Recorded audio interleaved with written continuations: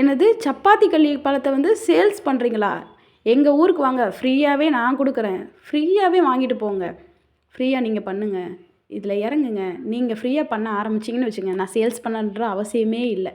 ஃப்ரீயாகவே எல்லா இடத்துலையும் கிடைக்கும். அப்படி சொல்கிற அன்பர்களே, நண்பர்களே, நீங்கள் வந்து நான் ஃப்ரீயாக கொடுப்பேங்க, நீங்கள் என்னங்க காசு கொடுக்குறது அப்படின்னு சொல்லி ஸ்டார்ட் பண்ணுங்கள். நான் வந்து சேல்ஸ் பண்ணுறத விட்டுறேன். சரியா? இதில் போய் கமெண்ட்ஸில் நீங்கள் கழுவி கழுவி ஊற்றினா ஒன்றும் பிரயோஜனமாக போகிறதில்ல. வெறும் நீங்கள் பேசுகிறது, நான் பேசுகிறது, இந்த மாதிரி ஆர்கியூமெண்ட் மட்டும்தான் போயிட்டுருக்கோம்.